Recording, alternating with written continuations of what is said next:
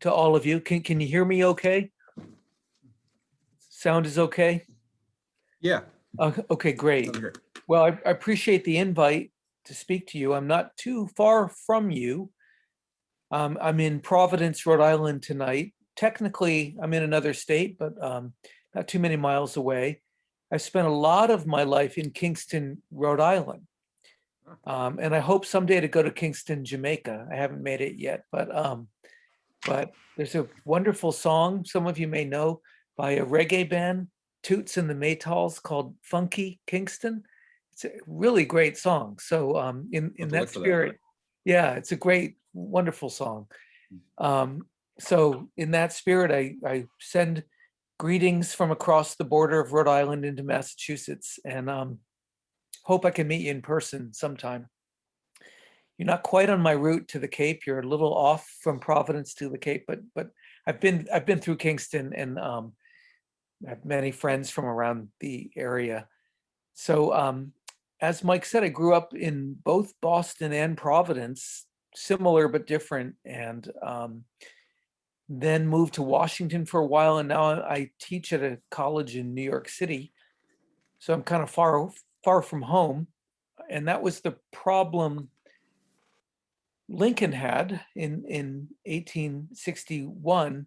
He had a lot of problems, but he had a very long railroad trip to take to get him to Washington to become the president. He had been elected president, but actually becoming the president was a lot harder than you would think. He'd been elected with a pretty small percentage of the vote, just under 40% of the vote, which is the second smallest percentage any winning president has ever received. Massachusetts, John Quincy Adams was the first in that category in 1824. Usually when there are more than two candidates running and the winner has less than 50%, that's how that situation happens, and that is what happened to Lincoln.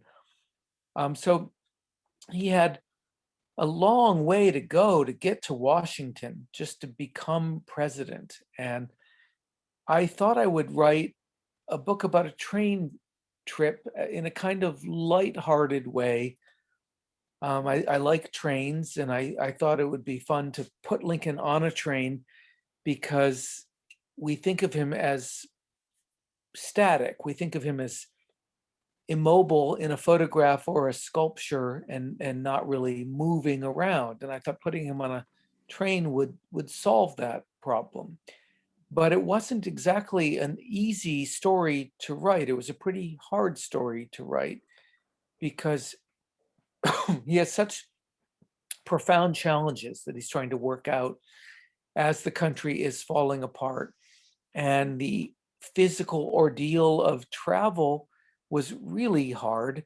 And then, as it turned out, there was a very serious conspiracy to take his life before he could even get to Washington and become the president. So as I got into the writing of the book, I realized it was a much bigger topic than I had first understood. And that was actually a great thing. Sometimes you can just be overwhelmed, but in this case, I really appreciated the seriousness of the topic.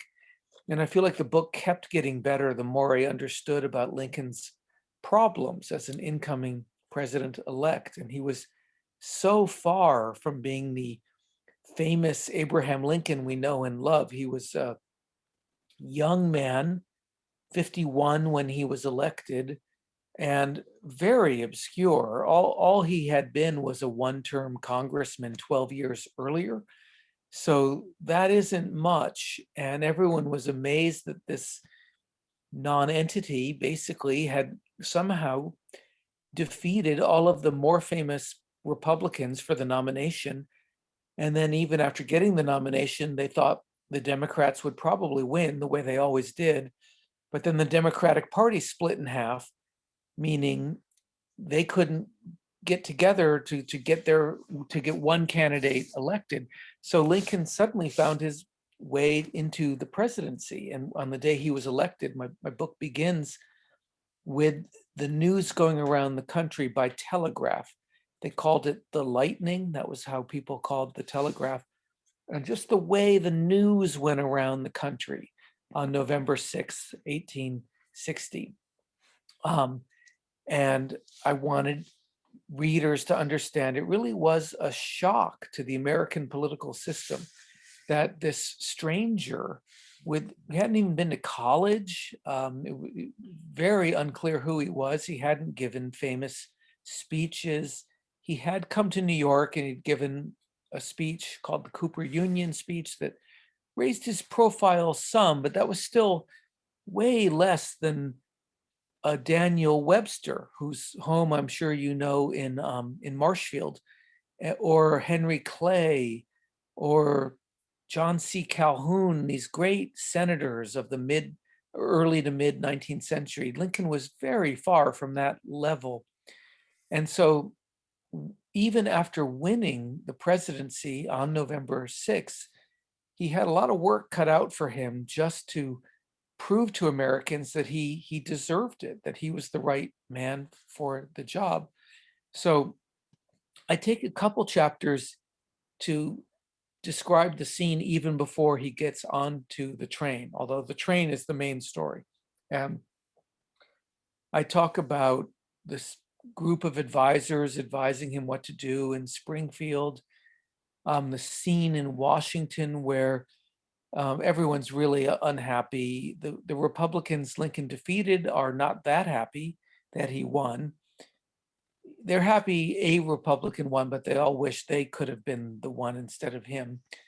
And there are all these Southerners who are really upset that their special city is about to be invaded by someone who is not like them. And I take some time in my second chapter to talk about how putting a capital on the banks of the Potomac was a pretty big mistake, in my opinion, in early American history. That may come across as a surprise because it's been our capital for a long time, and we all love going to see the cherry blossoms and the Lincoln Memorial on the Capitol. But it was put in a very strange place. It was a compromise between Alexander Hamilton representing the North and Thomas Jefferson and James Madison representing the South. And they wanted it in their section, they wanted it near George Washington's home, which actually made a little bit of sense because Washington is so famous. But really, I think they wanted it down there because they wanted to make sure their special interests were always taken care of. They were, in a sense, lobbyists at the very beginning of our history, and Hamilton agreed in return for something he wanted, which was that the South would vote to help him build the new American economy based on Wall Street. So it was this very important bargain in which each side gave up a lot. Each side gave up something they didn't want to give up. But the result was the capital of the United States forever would be on a sleepy riverbank along the Potomac in a place where there was no city and no potential to build a great city because the Potomac River is very shallow. It's hard to get big ships up there. So you were never going to have large ships like the kind coming into Boston that can carry goods around the world. It just wasn't going to happen. And Washington was really pretty disappointing for a long time. It took forever to build the Capitol. The roads were muddy and dusty. There was a lot of disease in Washington because there was a lot of stagnant water. Water didn't flow very well. There were a few canals where the water just got brackish and sat still, and flies flew above it and people got sick. So it's really kind of a disaster as a capital. But the worst problem of all is that human servitude, slavery, is not only permitted, it's encouraged by the Southerners who run most of everything in Washington. They don't want anyone to touch slavery. So slavery, this rotten system, is fully on view in the capital of the United States. And all of the people who'd been invested in that system for a long time were really upset that Lincoln had won and that he was coming. At the end of my chapter 2, I talk about how a brave person from Massachusetts began to figure out just how unhappy people in Washington were. And I'm delighted to say it was a woman. Most Civil War books are all men, mostly all white men. And in my research, I found not one, but two women who were incredibly important in saving Lincoln's life on this long train journey. So there was a lady named Dorothea Dix, who was born in what is now Maine, but it was part of Massachusetts before Maine became a state in 1820. And she moved to Cambridge and then Worcester, and she became a mental health advocate. And she was really wonderful reformer, made it possible in states all around the country to build mental hospitals for people. And that was an equal opportunity problem in all of the states, South and North. And while traveling through the South in the fall of 1860, she heard people, she was friends with many political leaders. She heard people talking about a plot to kill Lincoln. She never revealed where that came from, but she was worried about it. And being from Massachusetts, she decided to take matters into her own hands. And she thought about it, and she thought, the person who is most likely to be able to do something about this is not in the US government. Under James Buchanan, who's Lincoln's predecessor, he was a pro-Southern president, and I doubt her information would have gone anywhere, but she found the head of a railroad that brought passengers from Philadelphia through Wilmington and through Baltimore into Washington. And he too, it turned out, was from Massachusetts. He was from West Newbury, Massachusetts. And so these two Massachusetts people have a conversation in January 1861, before Lincoln has gotten on the train to come to Washington. And they say, this guy might be killed when he comes through Baltimore. We've got to do everything we can to protect him. So the president of the railroad, whose name was Samuel Felton, he sent out to Chicago for some railroad detectives that he knew well from his work. And one of them was named Alan Pinkerton, and he brought a crew of agents with him, and they went into Baltimore and they impersonated Southerners, and they found out everything. They got the news of the plot within days, and they were able to get the news to Lincoln, and he didn't want to change his plan, but he did. He went in the middle of the night through Baltimore in an ordinary passenger compartment with a couple friends sitting next to him, and he survived. He made it into Washington, and he became the president, as we know. But it was closer than I ever understood. I mean, I of course knew that Lincoln would become president because all of our history revolves around that fact, but I did not know how close it came on the way to becoming president that he might have been assassinated by people who were just mad that a Northerner had been elected. And he's a Westerner, but he's also a Northerner. So that is the story of the book. And I really had a wonderful time writing it. It began for me. I am an academic person, as the intro made clear, but I've done a bit of freelance writing in newspapers, and this book originated that way. And I think that was really good for me and for the book, because from the very beginning, I was writing in a looser way and not in an academic way. I think it would have been much more boring if I wrote it in an academic way. So in 2010 and 2011, 10 years ago, the New York Times started an online series of essays about the Civil War. And a lot of different historians sent in their articles, and I was one of them. And I figured out this Lincoln train trip, and I went to the editors and said, could I just write for 13 days in a row what happened on this day on Lincoln's trip? And they said, sure. So that's where it all began. And I actually wanted something that took a day and then another day to write about, because that fit well with the New York Times system, they were adding a new history essay every day in this series about the Civil War. So I wanted a way to write a new post every day, but I didn't know how good a format that would be for writing a history book. So most of the books I ever had written, I had written a few, I went into my academic mindset, which is there's some complicated problem I want to explain, and here are 20 things that will make it even more complicated. And you know how it gets quickly with academics. There are a lot of footnotes. I mean, I like my fellow academics, and as I said, I am one, but there's no story, there's no flesh and blood story. There's a really wide gap between a movie and an academic history book. And suddenly, when I was writing this book, feeling the pressure to write a new thing every day about what happened to Lincoln on this day, I was much more in a storytelling mode, and that was really good for me. Nobody in any grad school I ever went to ever talked about that. It's funny. I'm not sure what we were told to do, but it certainly was not how to tell a good story. And maybe it was a little bit of how to do research, how to make sure everything in your footnotes was accurate. It was kind of almost like we were scientists and not telling stories about human beings who made a big difference in our past.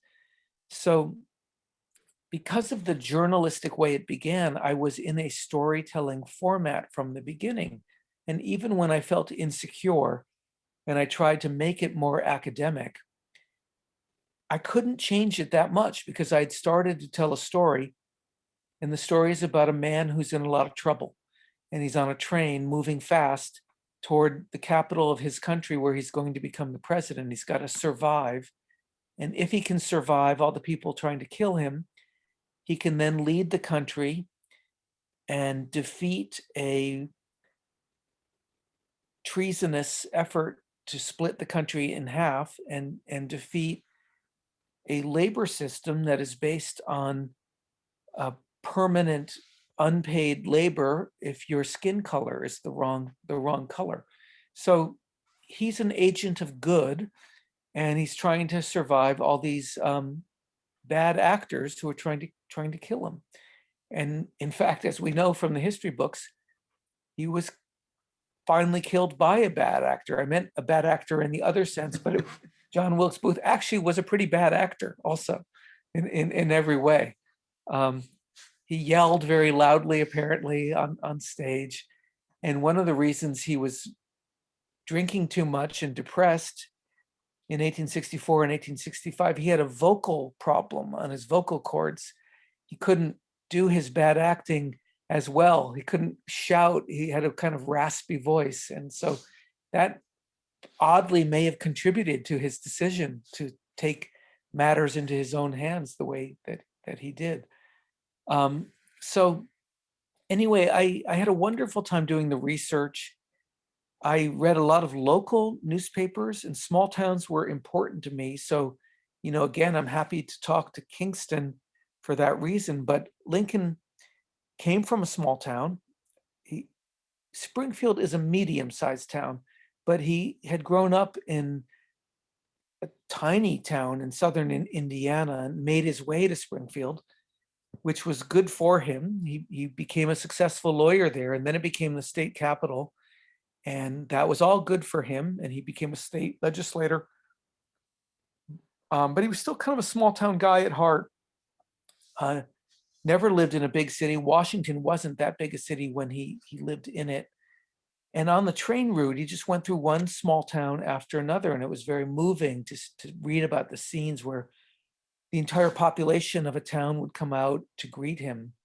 Families, their grandparents, children, and the train would stop for a minute or two, and he would go to the back of the platform and just say a few words, and then it would keep going. And for most people, that was the only time they ever saw Abraham Lincoln, probably the greatest figure in our history. And almost everyone who ever saw him during the 13 days of this train trip. So the more I studied it, the more I thought, this is really a great topic for a book. I did not know it would be as good as it was, but I just found all this stuff in these 13 days. And Lincoln changes. Lincoln grows a lot as a speech giver. He gives better and better speeches toward the end of the trip. He gives these amazing speeches in Philadelphia in Independence Hall about the meaning of the Declaration of Independence. And by the time he gets to Washington, I feel he's pretty well formed. He's not a regional Illinois politician. He's been turned into a national leader by the stress of the trip and by the pressure on him to give better and better speeches. So something changed over 13 days, and he was stronger and the country was stronger. And because he had not been killed, it was already like a little victory for the North before he even became president, that because the South had failed to kill him, it was a sign that they were in trouble. They were up against a tougher enemy than they understood. They thought it would be a cakewalk for them. And the North was ready, and Massachusetts was ready. And Massachusetts has this incredibly heroic story in the Civil War where a few weeks after he becomes president, Lincoln is really worried that Washington can just be taken over by Southern troops very easily. And right at the perfect moment, this regiment of Massachusetts troops comes through. They come through Baltimore, where they have a lot of trouble. There's violence in Baltimore, people throwing rocks at them and shooting guns at them. And some of them were killed, and they shot back at the mob and killed some of them. But the troops from Massachusetts make it to Washington to defend our capital from anyone taking it over, which was a real fear. And so even though Massachusetts is a long way from Washington, I'm saying we because I was born in Boston, we were there when Lincoln most needed us. So it was really scary at the beginning of the Civil War, and there were many ups and downs throughout the next 4 years. But without Lincoln surviving the 13 days of the train trip, I don't think our country would have survived in the way that it did. We would have become two very strange countries next to each other, one in favor of slavery and one against it. And I don't think that would have been very good for the future of the United States of America. So that's probably enough for my presentation, but I do have some slides, which, Al, are you ready to show a few? Okay.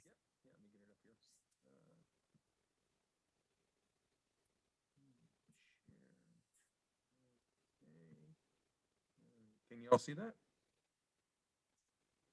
Can you see the screen there? The slides?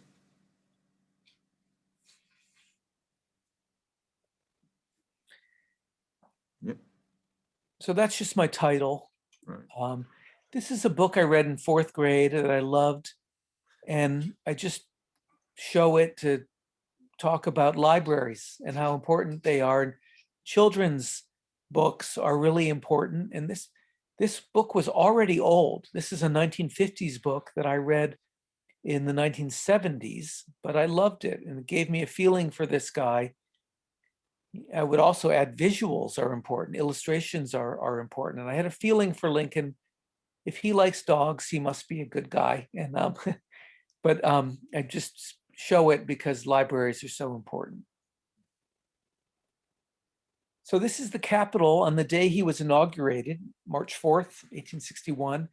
And you can just see how unfinished it was. The dome was not completed. And that was a pretty good metaphor for how the country felt, that Washington was always sort of a mess, and the people didn't agree about the future direction of the country at all. So this is just a good image of how chaotic America felt in 1861. And this is Lincoln's first inaugural address. This is his personal copy. It's in the Library of Congress. And it shows that he too is kind of unfinished. He's working on it till the last minute. He added this amazing final paragraph that you can see at the bottom. It's famous. It's wonderful. It's about the better angels of our nature, but it just shows that even in his speech, he was putting things together a lot at the last minute. Here's another picture from around the same time of the Capitol with, I mentioned one of those stagnant bodies of water. This was called the City Canal, and it was like 2 feet deep. You can see some mud and grass coming up from the middle of it, and it was just toxic, dead fish floating in it, chemicals, raw sewage. That was our nation's capital in 1861. Here's Lincoln in May of 1860, 2 days after he got the nomination. And you can see what a young man he was. He was 51, as I said, and vigorous too. I mean, he was often described as ugly in the press, but I don't think so. I think he looks strong and unusual. He just had an unusual body and face. So this was an image taken to sort of spread his face around the country right after the nomination. This is a photograph found just a few years ago. It shows a column at the Capitol being raised into place, and in small letters on the right, you can't quite see it, but it says November 6, 1860, which is the day of his election. So they're still building the Capitol on the day he's elected. That's how unfinished Washington felt. This is in November, so he's been elected and he's getting ready to get on the train. And you can see he's just starting to grow his beard. And I thought it was so interesting to see this photograph of the beard not yet fully in place. So the title of the book is Lincoln on the Verge. And that's what I see here, someone who's getting stronger, but he's not all the way there yet. And I made this the cover of the book. Here's Dorothea Dix, who I mentioned, the hero from Massachusetts who found out about the plot to kill him and warned the railroad executive, saved his life. Here's the train route along the last bit of it from Philadelphia to Baltimore. This is where they were going to try to kill him. You can see there are a lot of little inlets where the train goes over a bridge, and they were going to try to, well, they had a few ways they wanted to do it, but to dynamite the train as it was going over a bridge was one of the ways they were thinking about. The man on the left here is Alan Pinkerton.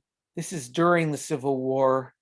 Lincoln has become president, but Pinkerton was the private eye who came out and found out about the plot to kill him and rode with him all night in the car through Baltimore to protect him. So he played a good role too.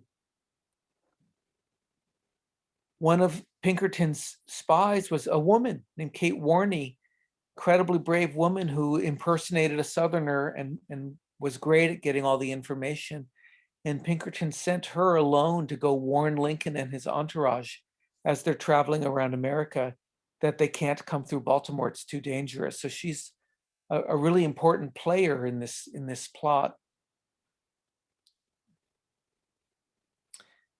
This is Lincoln speaking to his hometown on the first day of the journey, February 11th, 1861, saying goodbye to them.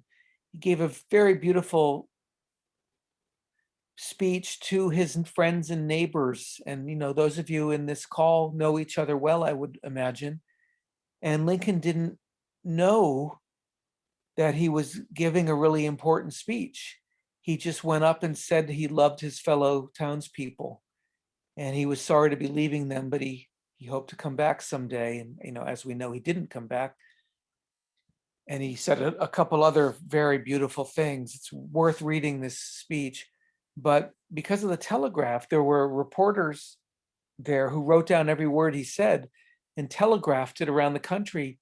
And immediately this Lincoln speech of saying goodbye to his hometown made national news, and it actually really helped him. It was such a good speech and such an honest human speech that it made people think he's not so bad. He's not just an abolitionist, whatever. He's a guy we can relate to. So this speech really helped him. Here he is in Cleveland. I just include this because it shows a really big crowd hearing him, and I thought that it was important to see him in a city. So you can just see him. He's a very small figure off a balcony. Here he is in New York. This is a hotel with a kind of balcony that he went out to speak from in another huge crowd, like 100,000 people. You can't really see them, but here's Philadelphia. This is the only photograph from the trip, but he went to Independence Hall and gave a beautiful speech about what the Declaration of Independence meant to him.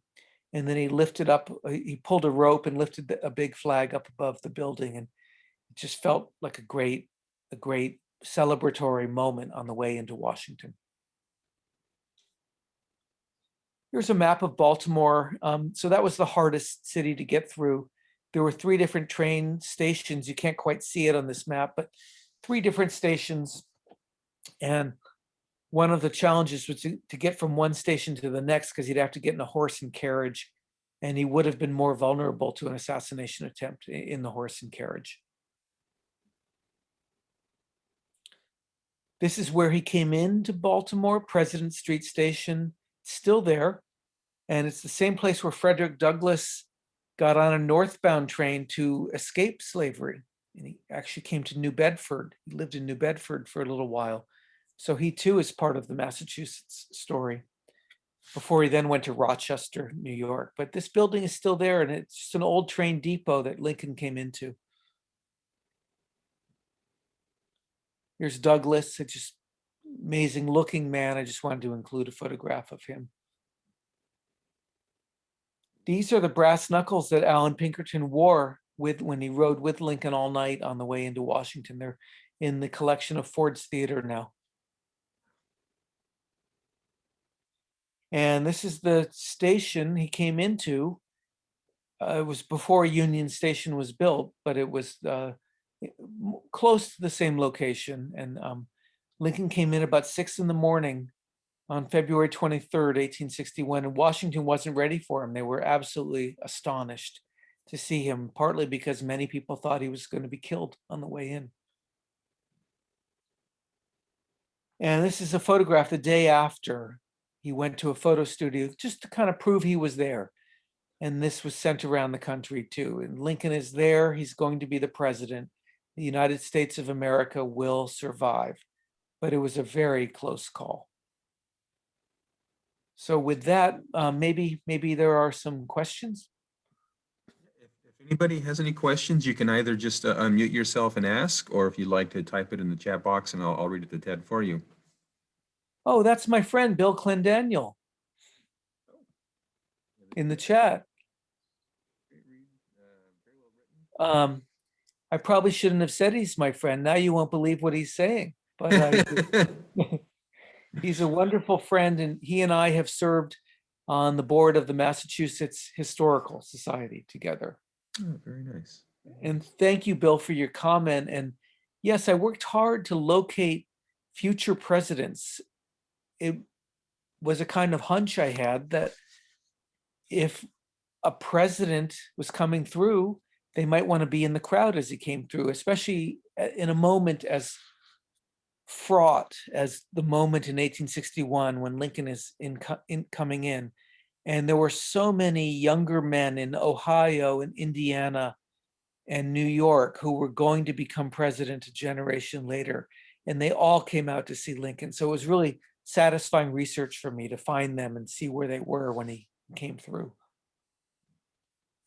Hi, this is Ken Pike, if I can ask a question. Just can you hear me okay? Yep. Hi, Yeah. Ken. Hi there, how are you doing? Could you just pick maybe one of the days and just talk a little? I know you want us to read the book, so I don't want you to give away too much, but maybe just pick one of the days that was maybe a little more significant and talk a little bit about that one day, maybe? Well, the last day is a pretty easy answer for me because it never ended. It started early in the morning. He went at dawn to Independence Hall and gave that beautiful speech about what the Declaration of Independence meant to him. And that was a really brilliant way of speaking. And nobody quite knew how brilliant Lincoln was.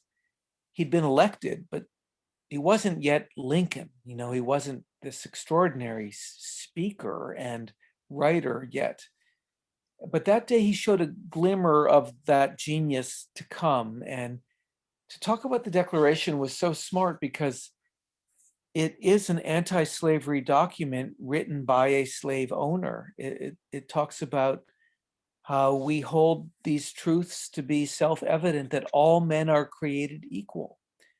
That's an anti-slavery statement. All men are created equal. They are endowed by their creator with certain unalienable rights, that among these are life, liberty, and the pursuit of happiness. And so human rights belong to all people. And if so, slavery is unjust and immoral. And Lincoln said it in a way that couched it in patriotism and not in angry abolitionism that attacked the South. He was smarter than that. So the day began with a beautiful speech, and then he continued to Harrisburg and did some difficult political work in Pennsylvania's capital, and then got on this secret train that went in the night back to Philadelphia, where he caught the last train of the night, a commuter train, basically. Is there a branch of commuter rail to Kingston? I'm trying to remember. I have one in Providence, and you would take your life in your hands to take the last one of the night back from South Station to Providence. And I don't know if you have one in Kingston, but anyway, Lincoln gets on the last commuter train from Philadelphia to Wilmington and Baltimore, and then he's going to transfer to another train into Washington. And so it's this day that actually goes 24 hours, from 6 in the morning in Philadelphia to 6 in the morning arriving in Washington. And so I think that's probably my best answer, Ken. Somebody typed in a question in the chat box. Do Oh. you feel that the 1860 election was more to do with the issues rather than the personalities? I do.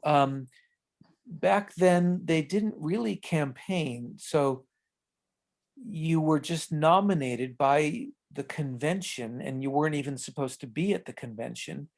It was supposed to be a kind of spontaneous democratic process where friends of candidates would come to the site of the convention, and then there would be a vote, and one person would win.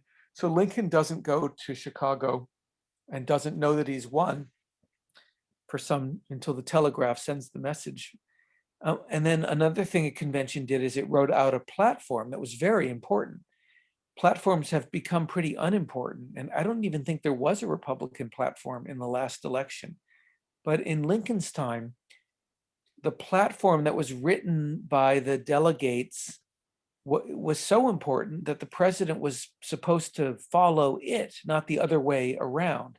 So in a way, you were voting for the platform as much as the candidate.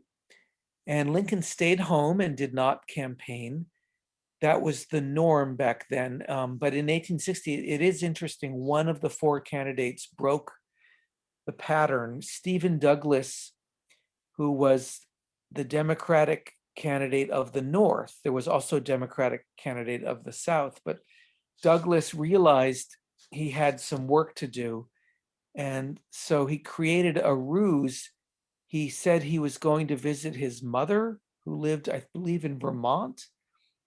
He grows up in Vermont, but I'm not sure if she still was in Vermont. She might have been in upstate New York by then. But anyway, Douglas went on this very winding trip toward Vermont, saying he was on his way to visit his mother, but he was giving speeches everywhere he went. So he basically was campaigning. And I think you probably could call that the first time a candidate actually went out and campaigned in front of the American people.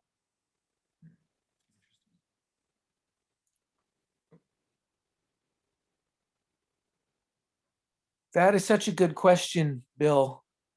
How do you physically keep track of the endless details you unearthed in newspapers, obscure archives, and a huge number of books, and then pull them out when you need them? Well, that's why it took me 9 years. I'd like to tell you I have a meticulous filing system, but in reality, I have these piles of documents all over my house. They make sense to me, but it's a disaster when anyone moves a pile 1 inch in any direction. So it- I just, I did a lot of reading, and I'm still pretty old fashioned. I wrote down notes by longhand on paper in pen or pencil. And then I would create filing systems for each chapter. I would have files for the things I wanted to say in each chapter. So there are 13 days of the trip, and I think there are 13.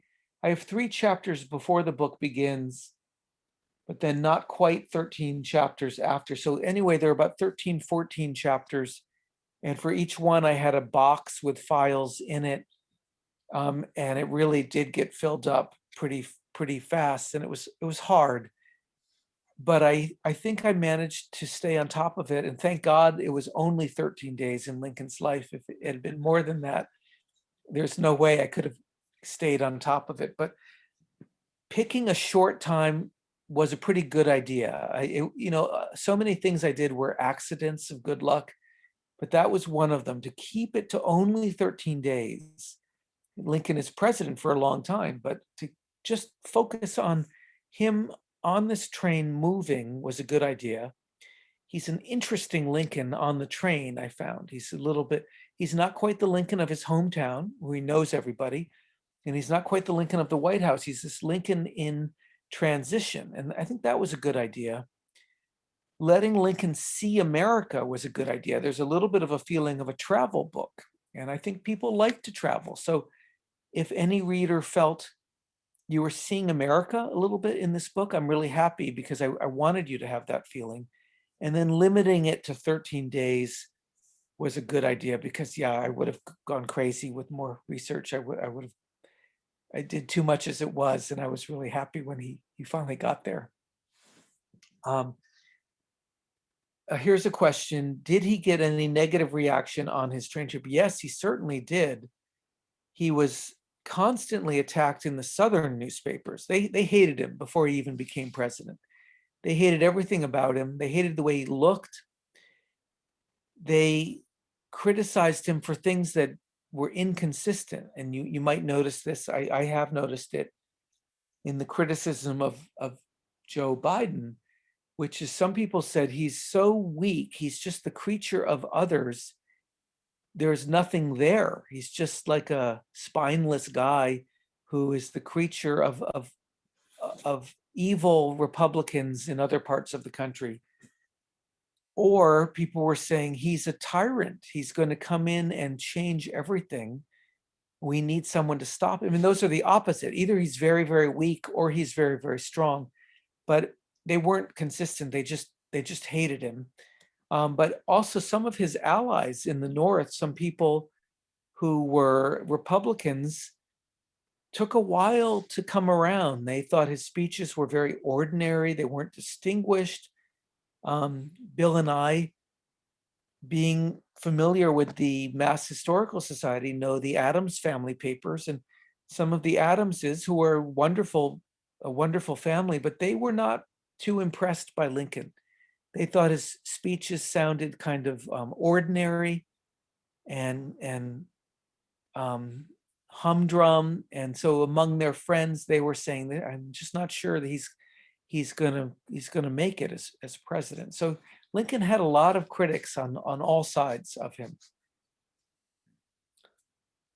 Did he stay in Illinois the whole time between his election and the 13 days? Yes, he did. Yep. He was in Springfield almost every one of those days, but he went on a short trip to Chicago in late November.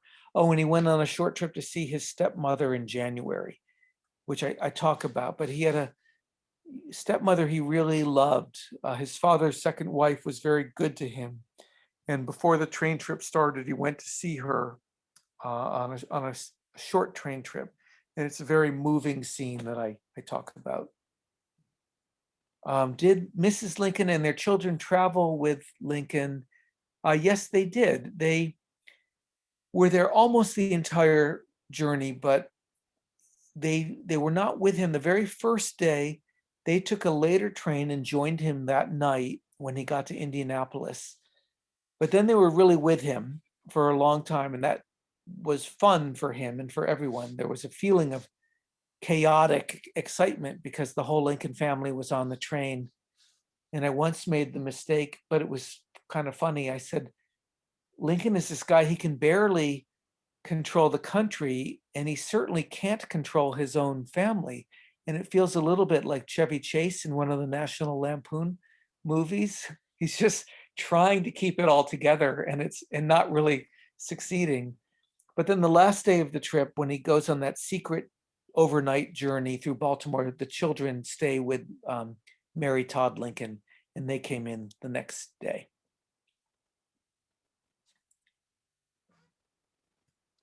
Any other questions? You can type them in. Oh, here's one that just came up for you. Oh, thank you, Bill. Well, this was incredible. You know, I began this book in 2011, and I had no ability to foresee the future. But then as I got closer and closer to finishing it, it really was starting to feel kind of eerily like the present. And I mean, just the country was so divided in 2018 and 19 as I was finishing the book. And then in 2020, as the book came out. And then in 2021, this amazing episode happened on January 6th with the attack on the Capitol. And something a whole lot like that happened with Lincoln. He had won the election, or so everyone thought, in November. But just like now, they had to have a second meeting to count the electoral votes in Congress. And that was going to be on February 13th. And he was actually on the train already. He was on the third day of his trip. And a whole bunch of people tried to get into the Capitol to disrupt the counting. And they failed they couldn't get in because, and this is a kind of amazing part of the story, Winfield Scott is the commander-in-chief of the US Army, and he's actually a Southerner. He's a Virginian, but he's so patriotic that he doesn't want to let anyone, whether Southerner or not, disrupt the counting of the electoral vote. So all of these Southerners come to take back the presidency, to kind of storm in and cause a disruption and hope to swing a second vote to someone else. And they are met at the door by a fellow Southerner, Winfield Scott, who says, sorry, you're not getting in. And he had guns, and they mostly did not. So they couldn't get in. So it was the same idea, but they couldn't get into the Capitol. So it was a better result in 1861 than in 2021. Thank you. Great question, Bill.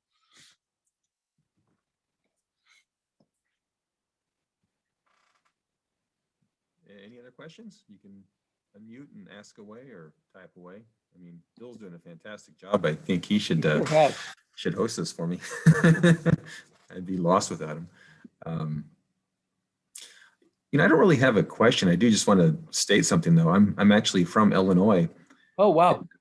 Yeah, and there's a lot of things I would see and hear when I was a kid, and looking back, I just wonder if it was incorrect, just maybe things people wanted to believe. But there was a smallish town near where I grew up called Vandalia, and there was some route that was marked that said that at one point Lincoln walked this route to borrow a book or something. Oh, wow. And I'd always hear stories from my dad that he would walk 30 miles to borrow a book from somebody, and you don't want to go to school. So, I mean, I would hear these stories and I didn't know how much of it was true. But then many years later, when I was in college, I was living in Charleston, where Eastern Illinois University is. Oh, that's where he went to see his stepmother. That's incredible.